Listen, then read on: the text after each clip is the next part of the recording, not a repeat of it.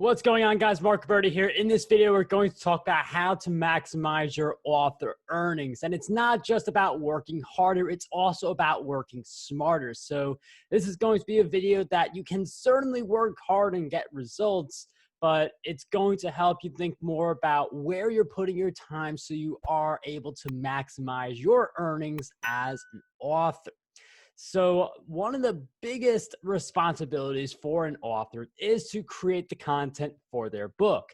And this is something that there's usually a lot of stuff that happens on this front before any promotion, before any money actually gets made.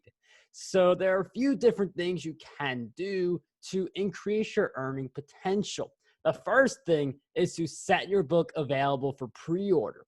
I only recommend doing this if you feel like you can meet the deadline, because if you can't meet a deadline on KDP for your book pre-order, they don't give you that permission back for another year. So pre-order, it's something good to do if you already have a few books under your belt and you feel good about cranking more of them out. So pre-order, it allows you to promote your book sooner, get more sales sooner, and that's going to give your book a big boost with its earnings. Another thing you could do on the content creation front is to take some of the content and publish it online, free content.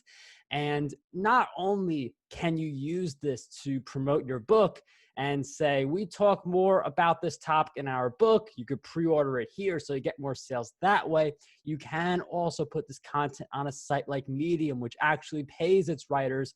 You can put it on your website where maybe someone sees your product and buys there, or maybe someone clicks on a link and you get paid that way. So there's a lot of different options you have when you view your book as, rather than just big, massive work, a compilation of blog posts. And when you write your book with this approach in mind, it gives you a lot more free content that does align with your book. You're not doing the same thing twice. You're not writing 1,000 words for your book each day and then finding an extra 1,000 words to write the blog post.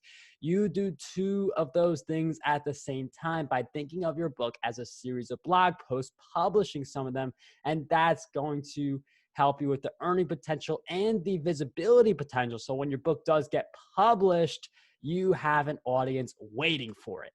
And within your book, you can also lead people to resources where you are an affiliate or it is your own resource, like a training course. So the thing about Kindle books and ebooks in general is that people can click on the links in those books. When a lot of people think about books, they think about paperbacks just like the ones that are behind me. But with a Kindle book, people are able to click on those links. They can go to different resources you recommend. And the reason you want to include those links is, let's say you mentioned something like ConvertKit. ConvertKit is a place where you can grow your email list. I use them. I recommend them. It's a recommendation I'd make anyway, but now I could do a hyperlink to ConvertKit, which leads to my affiliate link. So some of the readers of my books proceed to click on those affiliate links, sign up for the thing that I recommend, and then I earn.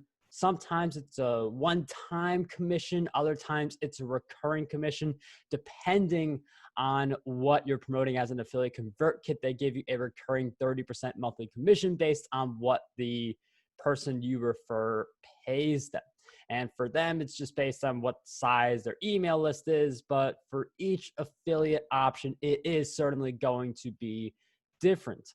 You can just as easily promote your own products as you write more books. You could also have an end of the page, like the very last page, where you recommend your books. So it's very common for authors who've written multiple books to say, you know, if you've enjoyed this book, here are some of the other books I've written, some little summary of the book. Maybe you slip in a testimonial you got on Amazon or someplace like that. But it is an opportunity, not just throughout the book for affiliate offers and your own stuff, and maybe even mentioning your books, but at the end of the book, that is a time to be promoting your other books. That is also your time to be promoting a training course or a coaching. I do get a lot of strategy call bookings and a lot of clients because people do make it to the end of my book and they say, I really love this book, and now I want to potentially be your client. And then we jump on the strategy call. They decide from there.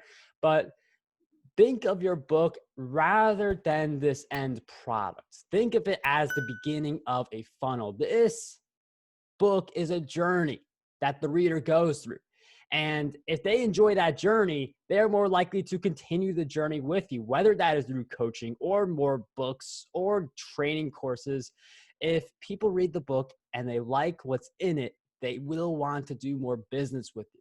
And if you have the end of the book, those last few pages that introduce different opportunities for you to work together, that's going to be really solid for your earnings. And one thing that you should also include, definitely at the beginning of your book, but if you could do this a little bit throughout your book as well, have a way for people to join your email list.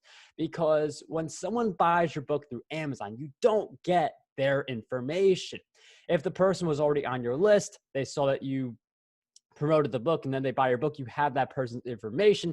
But if you're an author who's running Amazon ads, and if you do want to learn more about that, I have a video which I will be throwing in the description about how to actually run Amazon ads profitably. But let's say you are running Amazon ads, you get a sale for your book, you don't know who that person is, you don't know any of their information. But if you have a way for them to join your email list, so have a free relevant offer at the very beginning of the book, if you want to get a little fancy with it, have content upgrades throughout your book, each chapter. So maybe chapter 1 is about content monetization. And at the end of the chapter, you say, here is like the cliff notes of the chapter, or here are 10 additional ways to monetize your content.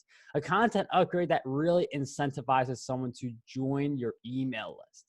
And the reason you want to grow your email list is because each time you write a new book, that's just a larger and larger audience you get to promote your next book to. So it is something that compounds. And there are several people who will buy your book who they then subscribe to your email list. They may buy the more expensive thing that you have later on, such as a coaching or some affiliate program. Now, earlier I mentioned the idea of working hard versus working smart. And if you can, it's good to work hard and crank out as many books as you can using the strategies we've already discussed. Because one thing you'll notice is that not all of your books are going to perform the same. My podcast domination book is one of my top performers, and knowing who your top performers are, it gives you an idea of which ones to focus more of your time on. So since I realized podcast domination was a top performer, I decided to create a virtual summit around it.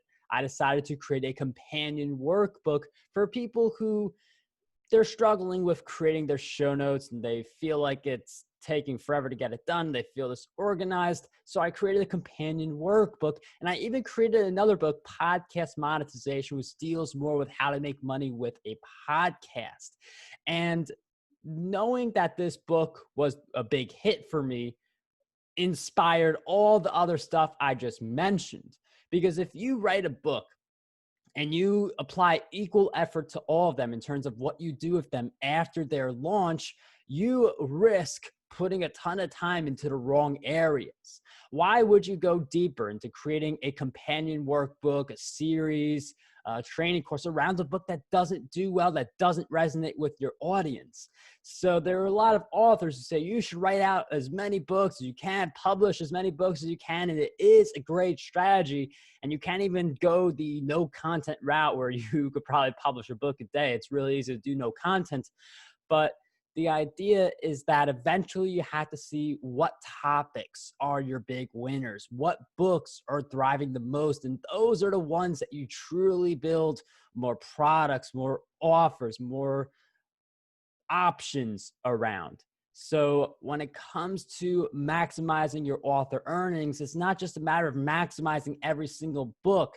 You could create the blog post for all of them. Yes, you can do all those different things, but when you see your big winner, that's the one you focus on and go in a lot deeper with the Amazon ads, with the repurposing, and just even with promotion after the book is done. I've written too many books to possibly actively promote all of them on different podcasts I'm on. So I'll focus on books like Podcast Domination that perform the best. And I see a lot of people schedule strategy calls from that specific book. So use the data that you're getting, like your units sold on each of your books, figure out what are the books that I am supposed to focus on the most. And not to mention that a book can do so many more things than just earn the royalties on their own. I mentioned how I get coaching clients for my books. Perhaps you are a public speaker and you want to speak on a certain topic.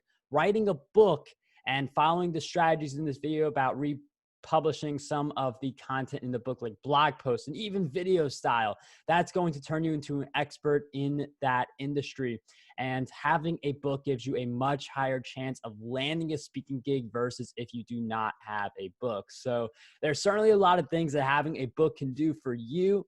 And if you do want to maximize your author earnings, it does help if you're able to publish more of them. If you do want to hit $1,000 a month with self-publishing, it's a lot easier to do it with 10 books versus one book, just from a mathematical standpoint.